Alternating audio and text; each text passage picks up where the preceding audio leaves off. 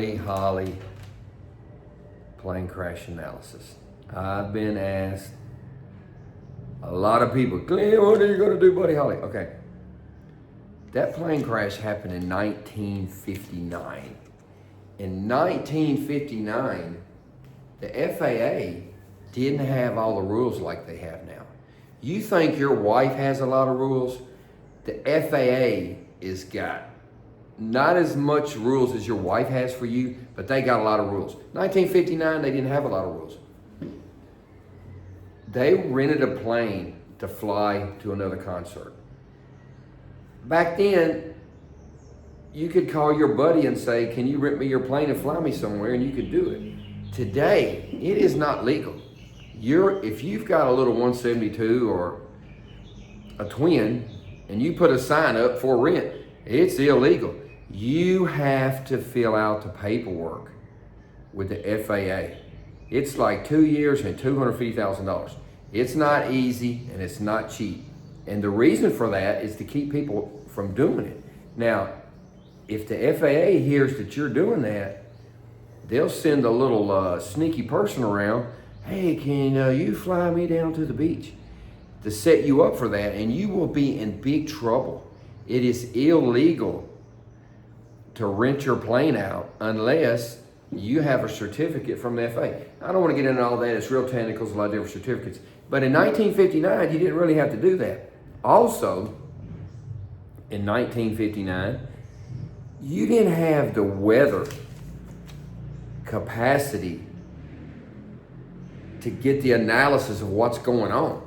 Nowadays, you can take your iPad and you can overlay 30, 40, 50 different parts of the weather on your iPad. The ice level, the winds at 10,000, the winds at 30,000, the fog, the smoke, the hurricane ash. You can do all of that with the touch of your iPad now. 1959, you couldn't do that. Also, you can fly around your glass 172. If one little thing on the weather changes, you get a big red flag. There's different weather. There's a cloud 10 miles away. The automation of today is not the automation of 1959. And that's when this crash happened. Also, he was in a 1945 Beechcraft 35 V-tail Bonanza.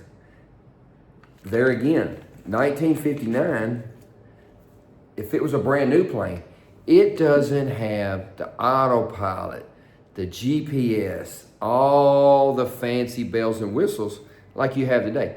You can take off in your 172 today, autopilot on at 600 foot. You still have to do the throttle. It'll fly you to your destination, shoot the approach down to 200 foot. They didn't have that in 1959. So you got to look at the difference of 1959 and 2026. Even 2000, the airplanes were so much more sophisticated and automated compared to 1959. And they were in a 1945 Beechcraft. So the weather reporting was not as good, the rules were not as good, and the airplanes were not as good. A 1943 airplane has the bare necessities of instruments. The pilot, he was 21 years old. He was 21 years old. He had 700 hours total. He passed his instrument written, but he hadn't passed his instrument check right. He didn't have an IFR rating. He had been awake 17 hours before they took off. They took off at 1 o'clock in the morning. What they were doing is Buddy Holly and his singing friends, they were flying here, flying here, flying here, flying here, flying here, doing concerts. They were riding a bus, they were riding a car. A lot of them were sick. They needed to, just from traveling and the cold weather. If they would have been smart and just went here, here, here, but they were trying to go here, then here. It's like saying, we're going to drive from Nashville to Little Rock, then we're going to drive to Mobile, then we're going to drive to St. Louis. It'd be better to schedule the concerts close where you're going. But, I don't know why they didn't do that, but they didn't do that. So they were tired and sick. They had to get to another concert, so they rented a plane. They rented a plane with a 21-year-old pilot with 700 hours with no instrument rating. And he had been awake 17 hours before that. If I'm awake 17 hours, I'm going to sleep. I'm not getting an airplane. Now, a 21-year-old kid, they don't know the definition of being tired. This young man has probably done that numerous times. Like I've said before, if you're going to do a trip, it starts 24 hours, 48 hours before that. You got to get your rest. You got to eat right. Of course, I don't drink or smoke. I'm 63 years old. I'm riding motocross dirt bikes because I'm in good health, because I've lived on a schedule with my sleep. I don't drink, I don't smoke, I exercise every day. And at 17, this young man didn't know the definition of being tired.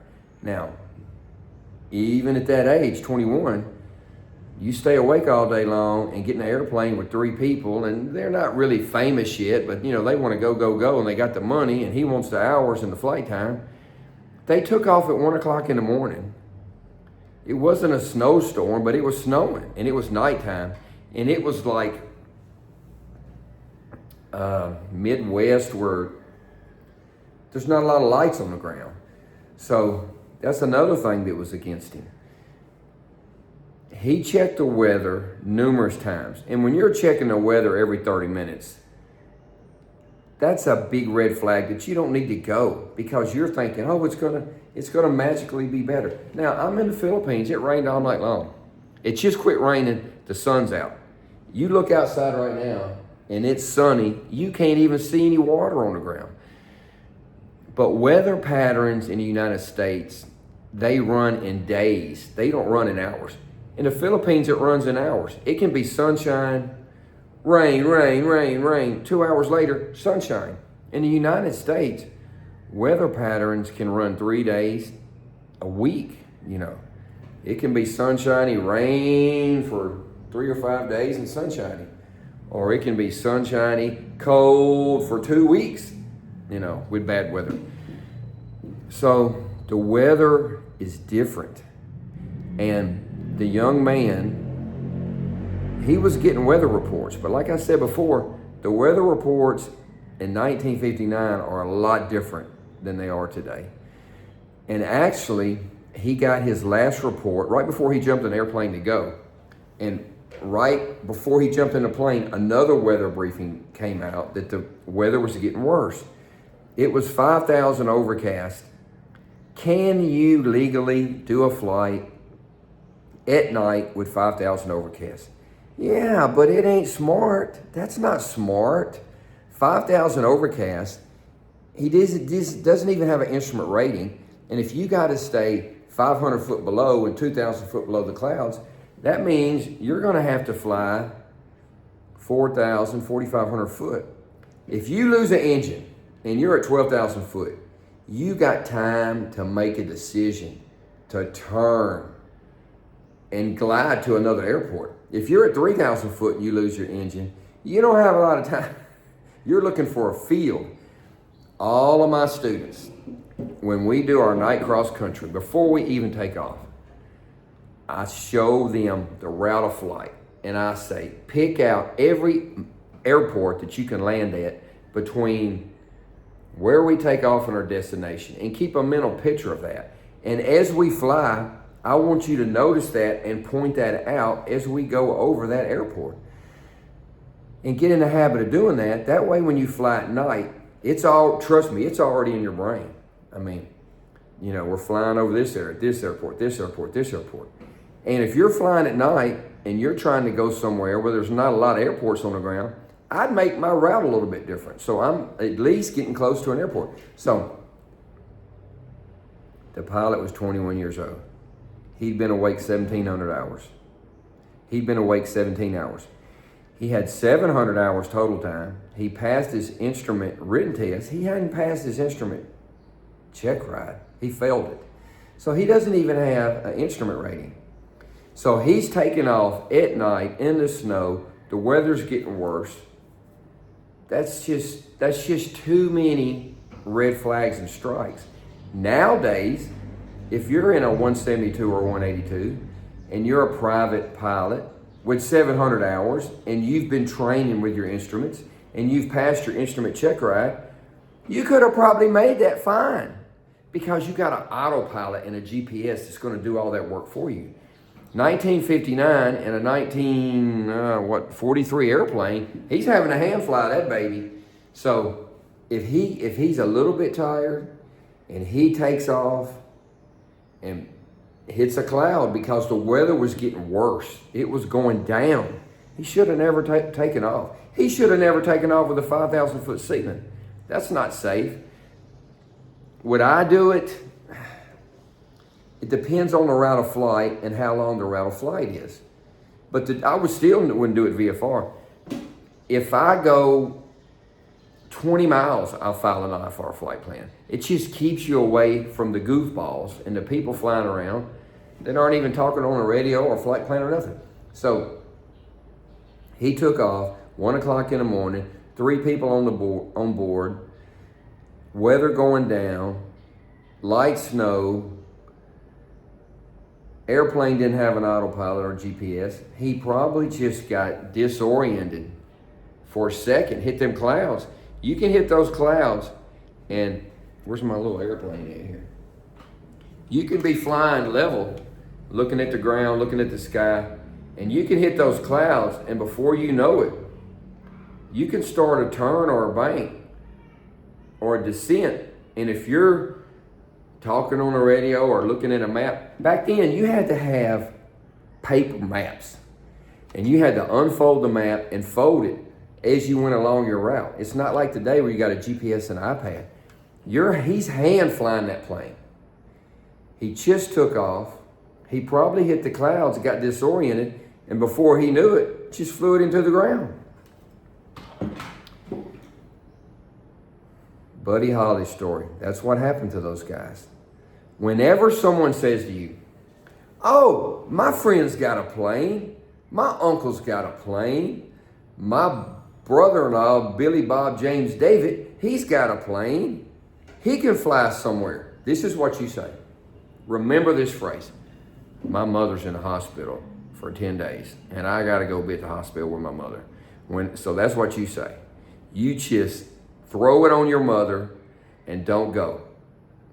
So anytime you hear, my friend's got a plane, we can take his plane down to Florida. We can take his plane golfing. If you're at the casino, if you're at the pool hall, if you're at church, if you're on the beach, if you're in a restaurant and your friend says, I know a guy that's got a plane, he can fly us there. Just don't do it. Just don't do it. Unless that friend's name is Glenn Wimpy, don't go. Because Glenn is going to check the plane, he's going to check the weather, and he's going to be like really safe. You should see me ride my dirt bike. I'm the safest person on the dirt bike. I ride that dirt bike like an old woman. I'm just putting around the track like an old woman. Because I'm safe. I'm just safety minded. And the same thing with an airplane. You got to know your limitations. You got to know the airplane's limitations. Can this airplane fly safely in bad weather? Have I had enough rest? Is the weather getting better or worse? Do I have experience in this weather? That young man probably flew in weather like that 100 times. He's got 700 hours. He didn't get that flying around in the sun all day. He probably had, there's people that fly to legally fly IFR. You got to be IFR certified, IFR current, IFR flight plan with an IFR airplane. Now, there's people that do it. They're not on a flight plan, but they know enough to get around, There's a famous evangelist named Lester Roloff, and he flew his plane to most all the meetings. He had 5,000 hours in an airplane before he even had an instrument rating. So he had a 210 and a Queen Air. A Queen Air is like a big gasoline King Air, but it's a gas model, it's not a turbine. And he flew that plane all over, and you know, he'll tell you, I had 5,000 hours flying all over the United States before I even got an instrument rating. So back then, in those days, you didn't have the rules, you didn't have the airplane, you didn't have the weather capabilities that you have now. So he took off at 1 in the morning, at night, tired, weather going down, got in the clouds, got disoriented, and went into the ground. That's a bad way to go. So the Buddy Holly story, that's what happened. Another sad story.